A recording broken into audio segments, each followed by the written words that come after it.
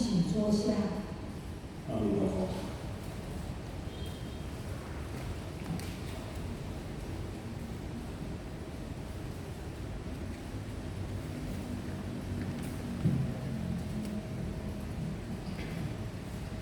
各位护法信徒、居士大德，大家好，阿弥陀佛。我们先来三称佛号，请合掌。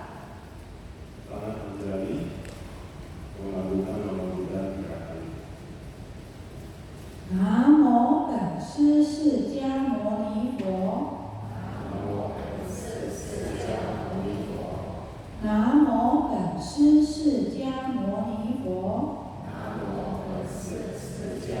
尼佛。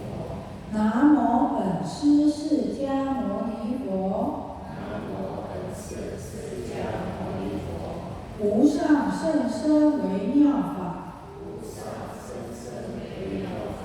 百千万劫难遭遇。我今见闻得受持，愿解如来真实义。好，请放掌。我们今天先来回答问题，那等全部的问题都回答完以后，再讲第9题。Kali ini kita masih lanjutin tanya jawab, penjelasan dari tanya jawab. Setelah itu baru kita lanjutkan ke bab yang berikutnya, yaitu bab 9.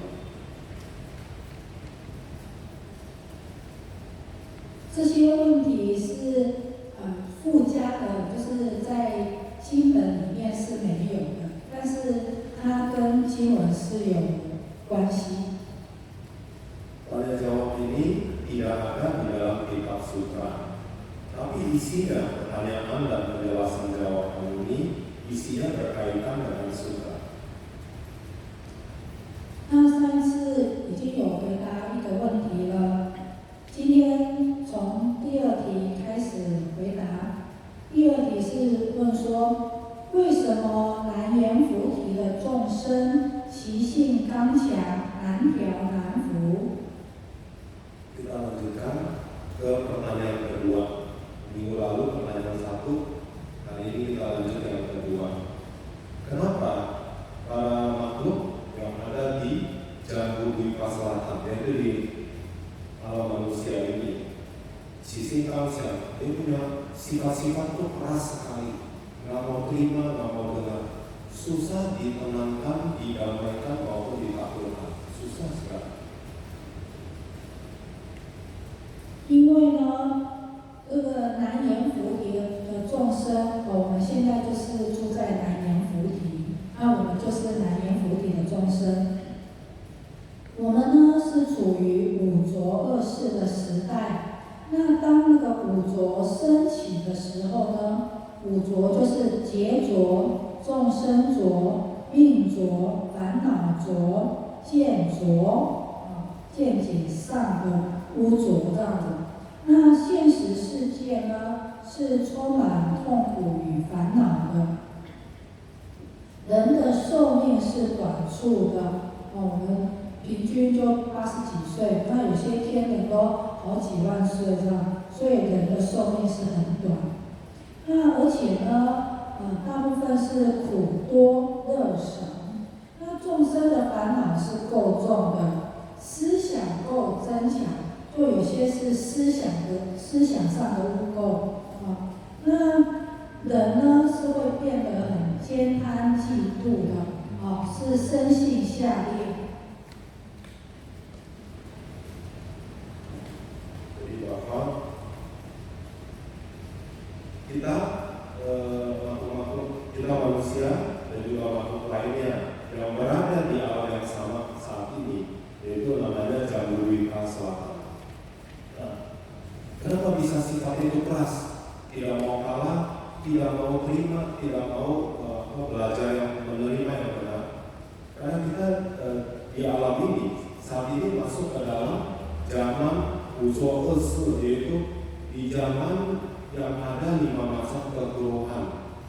Begitu 5 macam kekeluhan muncul, timbul, maka semua makhluk, terutama manusia, itu penuh dengan kerisauan, kekotoran batin, dan juga kesulitan. 5 macam kekeluhan itu maksudnya apa? Yaitu mulai dari kekeluhan pandangan, gak jelas mana yang benar, mana yang tidak benar. Kita juga gak tahu.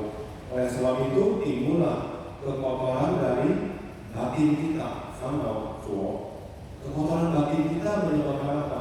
Menyebabkan hidup kita dipenuhi oleh hal-hal yang tidak baik, karena lebih banyak yang buruk yang kita lakukan, sehingga akibatnya adalah mincuo, yaitu kekeluhan daripada usia ataupun masa hidup. Maka makin lama sepertinya usia makin pendek.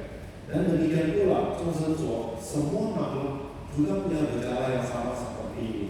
Keseluruhan ini namanya kekeluhan kalpa. Kalpa yaitu zaman, yaitu di mana kita berada zaman ini dipenuhi di masa kekeluhan. Usia manusia makin pendek, kita punya penderitaan lebih banyak daripada suka, dukanya lebih banyak. Dan kekotoran batin dari semua makhluk itu makin lama makin berat.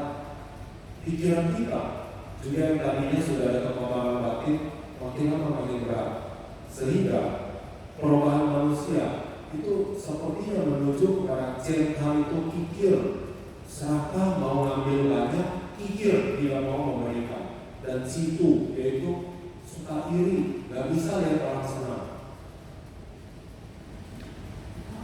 那有些人呢，他的心肠、心地是很残曲的，就是会谄媚，是歪曲的。那他的善根是很微薄的，那无有信心，没有什么信心。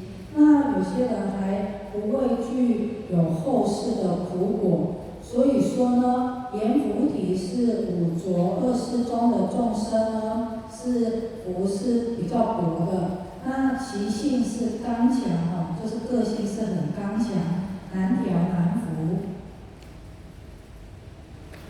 Dan bahwa sifat-sifat dasar dari manusia di zaman ini itu adalah rata-rata standarnya tidak bagus. Lebih senang hal yang tidak benar daripada yang benar. Dan juga punya kebiasaan seperti ini. Untuk mendapatkan sesuatu, dia lakukan dengan segala cara, baik itu dan dengan menghalalkan segala cara, kira-kira begitu. Santan itu akar kebajikan kan tipis, jadi lebih sedikit orang yang mau melakukan kebajikan, sebagian besar tidak begitu mau, dan kurang punya keyakinan. Dan seringkali itu orang lakukan tanpa memperhitungkan akibatnya. Jadi kerja lakukan dulu urusan nanti. Jadi sepertinya tidak takut mimaka ataupun akibat karma di masa mendatang atau kehidupan berikutnya. Maka makhluk-makhluk yang ada di alam Jambudvipa ini yang diliputi oleh 5 masa kekeluhan, maka boleh bilang ya, semua makhluk termasuk manusia itu hokinya tipis. Hokinya tipis artinya berkahnya tidak cukup, belum tentu dia bisa nikmatin. Sifat-sifatnya keras, gak bisa terima, gak bisa ngalah, gak bisa damai. Dan begitulah sifatnya. 好，接下来是第3题，就是为什么只修毛发善事，就是很维系的善事，乃至悬一幡一盖，那扫香扫花，来供养佛像及菩萨像。或者转读尊经，就是诵经，那烧香供养一句一记，那鬼王就会敬礼世人，如过去、现在、未来诸佛呢？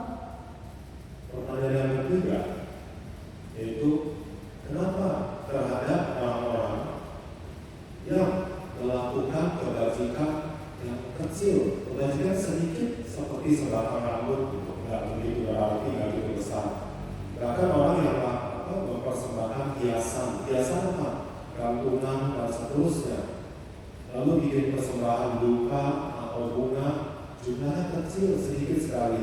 Dan itulah yang dipakai untuk yang fosil pusat syam untuk mempersembahkan kepada rupang Buddha ataupun rupang Bodhisattva, ataupun dia membacakan itu yaitu kitab sutra, lalu membakar buka, lalu bacanya juga nggak lengkap, hanya membacakan sepenggal saja dari sutra ataupun sepukai dari gata.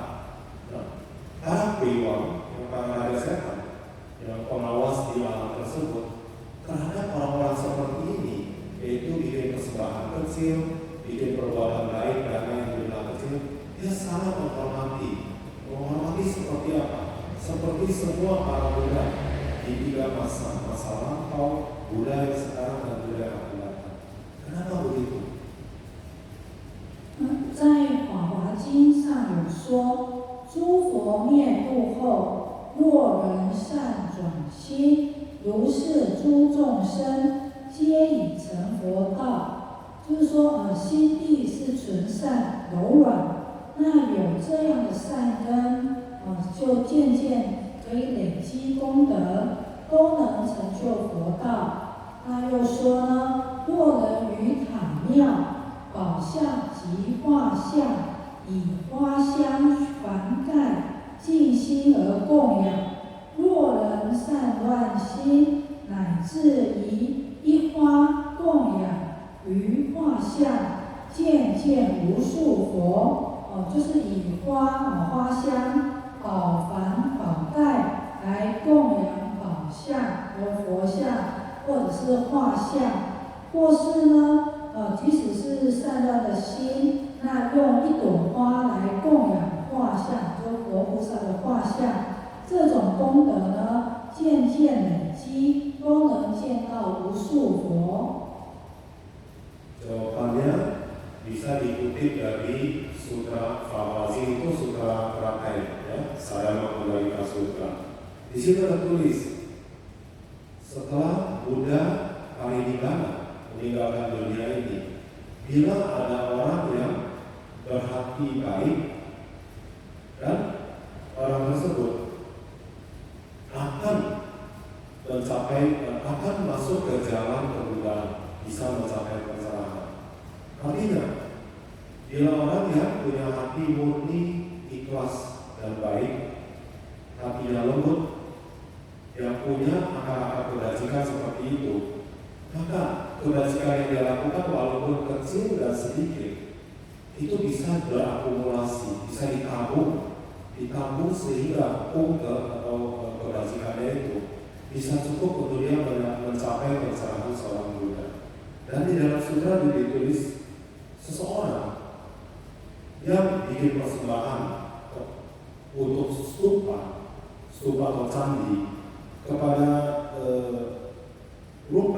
patung Buddha Bodhisattva ataupun kepada lukisannya, gambarnya, baik itu mempersembahkan bunga, duka, hiasan, tapi dengan hati yang penuh hormat membuat persembahan, dan juga terhadap orang-orang lainnya yang di mana hatinya itu tidak begitu fokus, ya, tidak cukup konsentrasi, tetapi dia juga ada lakukan persembahan bunga kepada gambar Buddha ataupun rupa Buddha. Mereka pun bisa secara bertahap bisa ketemu dengan begitu banyak Buddha. Artinya mereka punya kebajikan walaupun kecil itu seperti ditabung, bisa akumulasi, satu hari akan ketemu Buddha.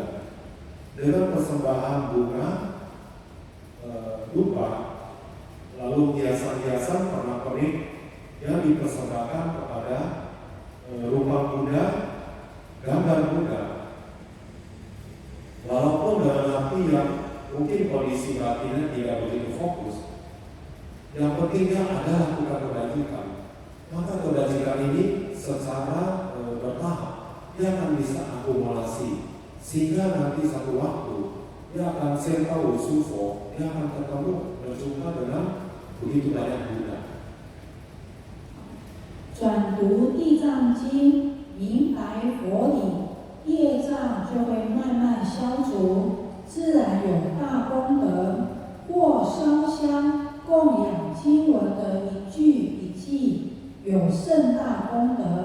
因为经典呢是如来的法身，法是一切功德之母。那像这样仅只是微小的善事，都能得到善利。因为一切诸佛之所以成佛，都是从微小的善事累积而成的。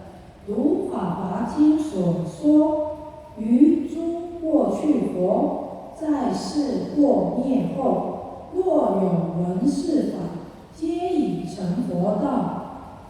能够供养少香少花，就是很微少少的香，少的花。那供佛供法，还有念经念佛，那这人呢，以后有一天必定会成佛。那难怪这个鬼王呢会敬礼他，如生世诸佛一般。Bila membacakan Sutra Kicancing, Sutra Siti Garba Bodhisattva, lalu kemudian memahami ajaran di dalam sutra tersebut, memahami isinya, apa manfaatnya? Yaitu Yecang Xiaofu, kita punya rintangan batin secara bertahap yang akan bisa terkikis.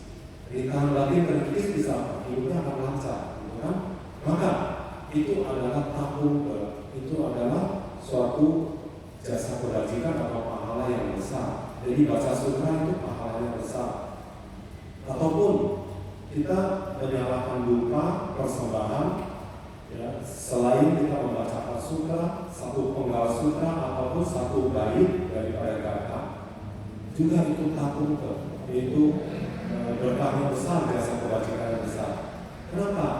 Kalau kita membacakan sutra, sebetulnya sutra itu adalah manifestasi daripada Dharma Kaya. Dharma Kaya itu badan Dharma dari Buddha.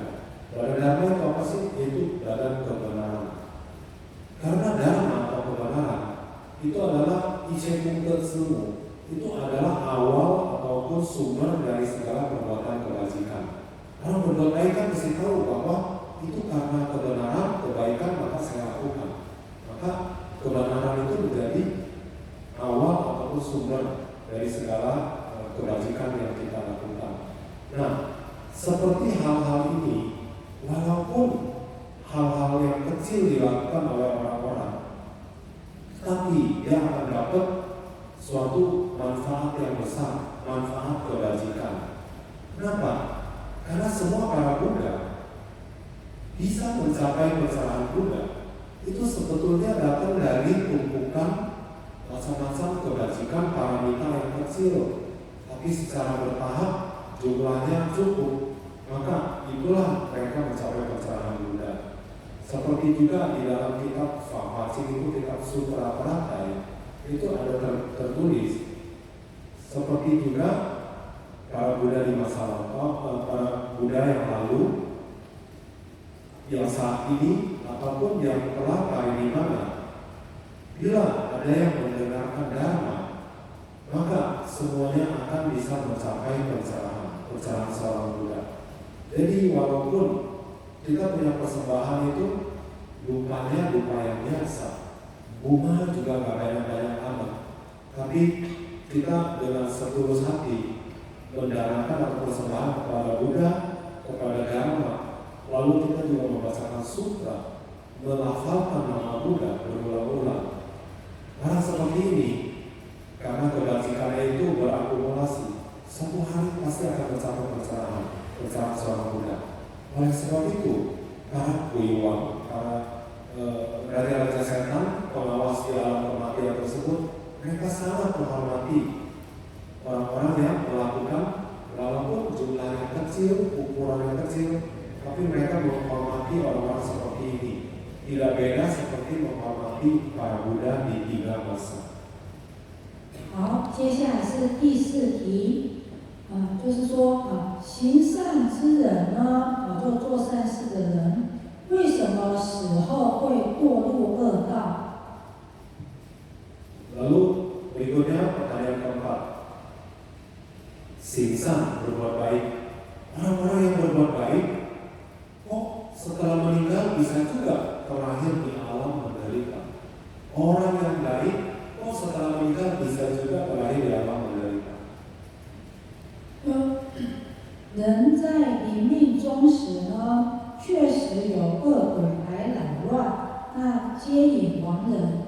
那鬼是有鬼通的，那临命中的就是快要往生的人，他若是想念父母，那这个鬼呢就会变作父母去迎接他。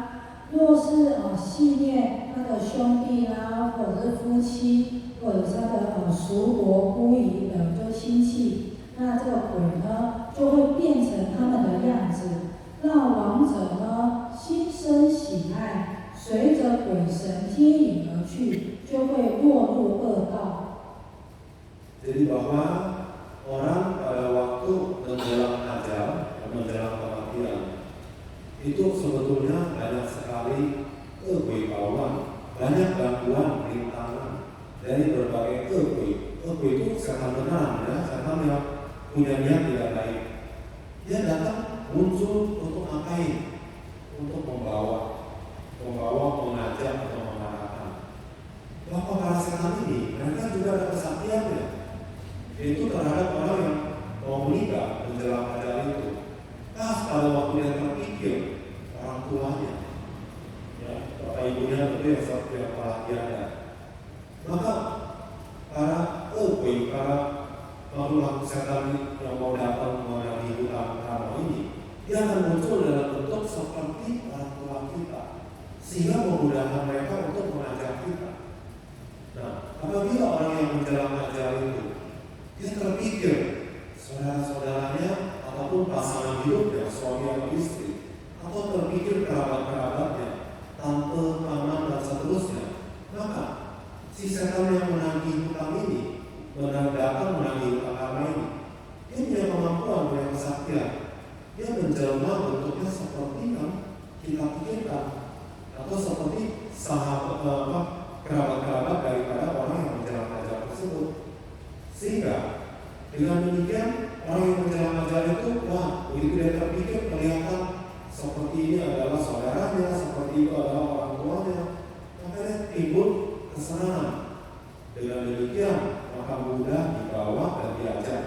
Diajak oleh siapa? Oleh para setan ini. Diajak kemana? Jatuhlah ke alam penderitaan. Karena kita masih ada banyak hutang karma juga. 那有一个重要的观念，就是说临死前的一念呢，这个念是有非常强大的力量，那带领亡者往生善处或者是恶道。那在这一瞬间就一下子的时间呢，这亡者的那一心念有决定性的意义。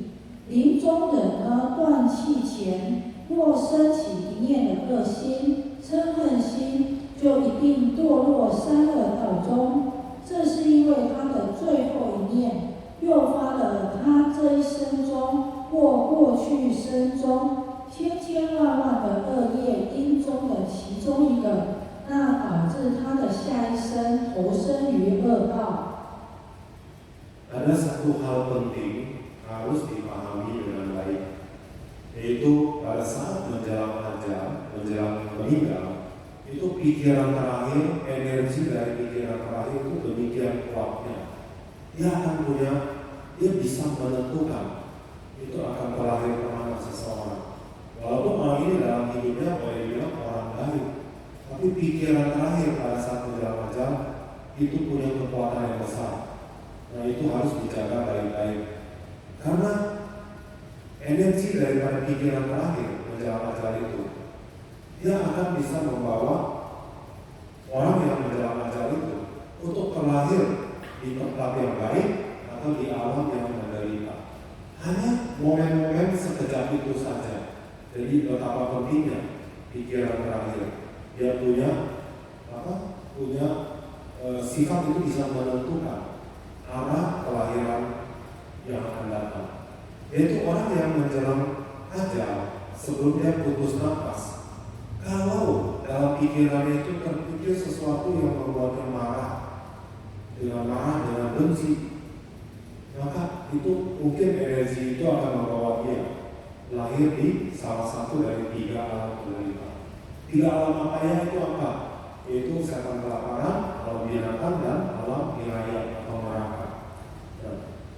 Maka pikiran terakhir dari seseorang yang berjalan aja, pikiran terakhir itu bisa apa? Energi dia akan membangkitkan jenis karma yang sejenis, yaitu orang marah itu karma buruknya yang akan muncul. Itu karma buruknya yang datang dari apa? Dari tumpukan begitu banyak perbuatan baik dan buruk yang jumlahnya jutaan di dalam kehidupan ini ataupun kehidupan lampau kita. Jadi kita setiap hari mencetak begitu banyak karma baik dan buruk, dikumpulin begitu banyak, belum berbuah. Pada saat menjelang akhir ajaran kita, maka apabila pikiran terakhir itu adalah yang tidak baik, yang marah, dendam, tidak suka dan seterusnya, dia akan membangkitkan tumpukan karma kita. Itu yang jenisnya sama, yang buruk itu. Jadi buruk itu akan membawa kita ke kelahiran yang alam penderitaan. 那相反的呢，若是一生作恶的人，那临终前呢，因为旁人的开示，或者是帮他皈依的，比如说请师傅来帮他开示，然后帮他皈依，那他生出慈心、悲心、欢喜心，那这个念头呢，会帮助他诱发意识中所存有的善业因。那让他的下一生呢，就会生于善道，而他这一生所做的恶业恶因呢，将来因缘到来，才会被诱发成熟，产生业报。所以呢，我们平常就要时时保持善念，临终前呢，慎防恶心邪念的升起，才能往生善处或往生净土。 Dan juga sebaliknya, bila seseorang yang dalam hidupnya lebih banyak berbuat tidak baik, atau dikatakan orang ini orang tidak baik lah gitu, atau orang jahat atau apa. Tapi kalau pada saat menjalan aja, pada saat akhir hidupnya itu, pas orang yang tidak baik ini, dia mendengar seseorang lagi berceramah dharma, ya orang lain berceramah dharma, tapi dia dengar. Atau ada orang yang bantu dia, mewakili dia untuk melakukan upasana trisarana. Trisarana itu berhitung kepada Buddha dan kepada Sangha. Atau melakukan sesuatu hal baik sehingga bisa mendorong ataupun bisa mengkondisikan orang yang mau meninggal, orang yang tidak baik yang mau meninggal ini timbul rasa senangnya, rasa karuna itu walas asihnya, timbul rasa sukacitanya. Maka ini pikiran terakhir dia berjalan aja bisa membantu apa? Membantu dari tumpukan karma yang dia lakukan itu akan matang karma yang baik, beri karma yang baik yang sejenis dengan pikiran terakhirnya itu. Sehingga karena begitu banyak tumpukan karma lampaunya, yang baik itu yang dia pilih karena pikiran terakhirnya pikiran yang baik yang muncul. Maka energi itulah yang membawa dia lahir di alam yang baik. Jadi orang yang tidak baik, tetapi dengan pikiran terakhirnya yang baik, dia bisa terlahir di alam yang baik. Sedangkan dalam hidup ini orang ini kan dikenal orang yang tidak baik, banyak berbuat jahat gitu kan. Jadi karena jahatnya, karena tidak baiknya seperti apa? Dia masihlah menjadi benih. Tunggu waktunya, karena waktu semuanya ada kondisi, maka karma-karma buruknya ini, kejahatannya ini nanti matang, barulah dia akan menjadi wipaka. Wipaka yaitu akibat dari karma. Jadi oleh sebab itu, kita setiap saat harus melatih bahwa pikiran kita juga berpikir yang positif, sehingga kita tidak tahu ajal itu kapan datang. Tapi dengan orang yang biasa melatih batin yang baik, sehingga setiap waktu kita siap.